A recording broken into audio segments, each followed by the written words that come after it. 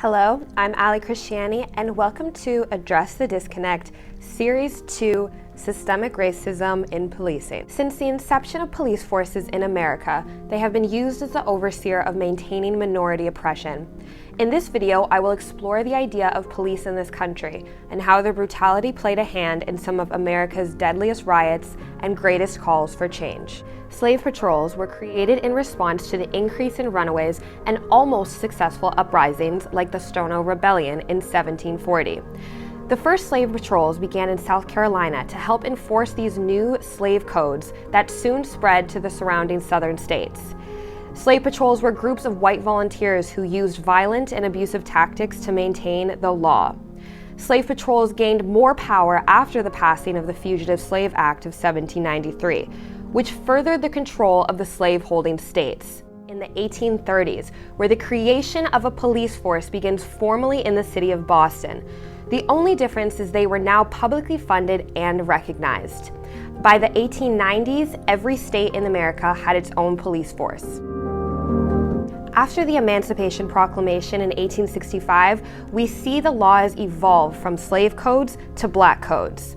As laws evolved to preserve the racial hierarchy, so did the purpose of policing to adhere to them. The black codes were quickly outlawed by the 13th and 14th Amendments, which allowed them to then grow into the laws of Jim Crow. The Jim Crow laws legalized discrimination, and the slave patrols began to police, and particularly in the South, that meant implementing segregation and turning their backs to violent acts against the black community, including lynching.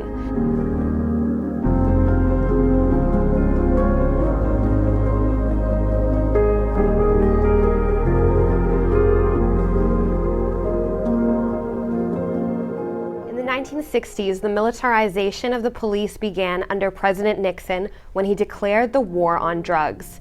Standard war equipment used to battle on international grounds, now in the hands of the less experienced or trained to use against their citizens on domestic soil. A former Nixon domestic policy advisor, John Ehrlichman, later confirmed that the effort by the war on drugs was intended to harm black communities. He's quoted as saying to Harper's Magazine that the Nixon White House had two enemies, the anti-war left and black people. We knew we couldn't make it illegal to be either against the war or black, but by getting the public to associate the hippies with marijuana and blacks with heroin, then criminalizing both heavily, we could disrupt those communities. End quote.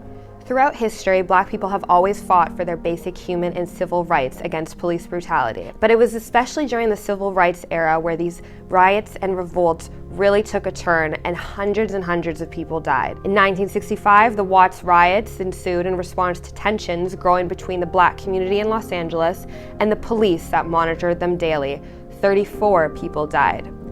Then during the long hot summer under Lyndon B. Johnson saw the Newark riots, the Detroit riots, and 157 more across the country, where more than 100 people died.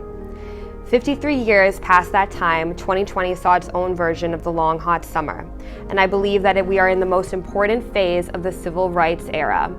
I hope that we all continue to work hard to right all of these wrongs. As always, you can read the full article on the history of police brutality, the history of riots, and systemic racism in policing, available in my article that is on the Black blog, and I will include that link in the caption. Thanks again for addressing the disconnect.